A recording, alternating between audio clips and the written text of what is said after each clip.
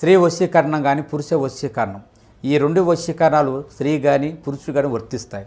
మనం చెప్పిన మాట వినకపోయినా మన దగ్గరికి వచ్చే విధంగా, మనం మాటకి గౌరవించే విధంగా, మనం రమ్మంటే రావాలి, పొమ్మంటే పోవాలి, కూర్చుంటూ కూర్చోవాలి, లెమ్మంటే లేవాలి, మనం చెప్పిన మాట గౌరవించి మనం పెళ్లి చేసుకోవాలనే విధంగా కూడా స్త్రీ వశీకరణ కానీ పురుష వశీకరణం కానీ ఉంటుందమ్మా. ఈ వశీకరణం అనేది వాళ్ళకి ఏ విధంగా ఎవరి గురించి మనం చేయాలనుకుంటున్నామో వాళ్ళ పేరు మీద కూడా ఆ వశీకరణం పట్టుకొని ఆ మంత్రం ఒకటి చెప్తాను. ఆ మంత్రం మీరు జపించగలిగారంటే, ఆ వశీకరణం పట్టుకొని ఆ మంత్రం జపిస్తే 11 రోజుల్లో ఆ వ్యక్తి, నువ్వు ప్రేమించిన వ్యక్తి కానీ, అమ్మాయి కానీ, అబ్బాయి కానీ 11 రోజులు మీ దగ్గరికి వచ్చేది ఖచ్చితంగా గ్యారెంటీగా జరుగుతుంది. రాత్రి 11:25 ఒక సీరియస్ మ్యాటర్ తెలుస్తుంది. ఏమిటి ఆ విషయం, ఏం జరగబోతుంది, అన్ని వివరాలు ఒక్కొక్కటిగా వీడియోలో చూసి తెలుసుకుందాము. వీడియో మీకు నచ్చినట్లయితే తప్పకుండా ఒక చిన్న లైక్ అయితే చేసి మమ్మల్ని సపోర్ట్ చేయండి. ఇక ఆలస్యం లేకుండా వీడియోలోకి అయితే వచ్చేద్దాము. ఈ రాశి వారికి ఎన్నో వడిదుడుకులు ఉంటాయి, ఎదుర్కొని పై స్థాయికి వస్తున్నారు. ఈ రాశిలో జన్మించిన వారు ఎన్నో రకాల కష్టాలు ఎదుర్కొని ఉన్నత స్థితికి వస్తున్నారు. ఇలా ఒక్కొక్కటిగా చెప్పాలంటే వారికున్న ప్రత్యేక గుర్తింపు గురించి మనం చెప్పుకోవాల్సిందే. ప్రత్యేక స్థానం సమాజంలో ఏర్పరచుకుంటారు. చిన్న వయసు నుండే కష్టం ఎదుర్కొనేవారు. అయితే ఎదుటి వారికి సాయం చేయడంలో ముందుంటారు. కష్టం విలువ, డబ్బు విలువ, సమయం విలువ బాగా తెలిసినవారు. ఎక్కువగా ఫలితం కోసం కృషి చేస్తుంటారు. ఉన్నత స్థానాలకు చేరుకోవాలని ఎప్పుడూ కూడా అనుకుంటారు. కష్టాన్ని నమ్ముకుంటారు. అలంకార ప్రియత్వం ఉంటుంది, ఆకర్షణ ఉంటుంది.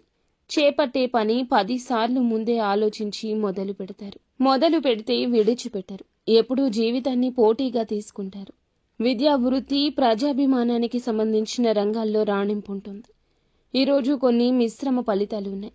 కొన్ని అంశాలు అనుకూలంగా, కొన్ని ప్రతికూలంగా ఉన్నాయి. ఈ రోజున ఖచ్చితంగా ఈ రాశివారు హఠాత్తుగా ఒక ఫోన్ కాల్ని రిసీవ్ చేస్తారు. సీరియస్ మ్యాటర్ వింటారు. చాలా రోజులుగా ఎదురు చూస్తున్న సమస్యకు పరిష్కారం కూడా దొరుకుతుంది.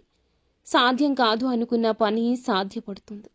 మీకు ఒక ఆలోచన వస్తుంది, దానికి సంబంధించి చక్కటి ప్రణాళిక వేస్తారు. ఆ ఫోన్ ద్వారా ఒక చెడు వార్త వినబోతున్నారు. మీ బంధువులకు సంబంధించిన ఒక చెడు వార్త ఈ సమయంలో రావచ్చు. ఇరుగు పొరుగు కావచ్చు, మీ చుట్టాలు కావచ్చు, మీ తోబుట్టువులు కూడా కావచ్చు. వారి ఆరోగ్యం బాగోలేదంటూ ఈ రోజున ఖచ్చితంగా ఆ వార్త అందుతుంది. మీరు కాస్త ఆందోళన చెందుతారు. అయినప్పటికీ శివయ్య పైనే పూర్తి భారాన్ని వేసి శివనామస్మరణ చేసుకోండి. ఈ వార్త తెలియగానే పరమశివుని వద్దకు వెళ్ళండి. మీరు మీ యొక్క గోడు చెప్పుకోండి. కష్టం మీ వద్దకు రాకుండా పరమశివుడు కట్టిపడేస్తాడు. అలాగే ఈరోజు మిగతా అంశాలు చూస్తే శుభ ఫలితాలు ఉన్నాయి. అవతల వ్యక్తులు ఎవరైతే ఉన్నారో ఈ నష్టాన్ని పొందకుండా భగవంతుడు చక్కటి ఆశీర్వాదం కలగజేస్తాడు. పనుల్లో అలసత్వం అస్సలు వహించొద్దు.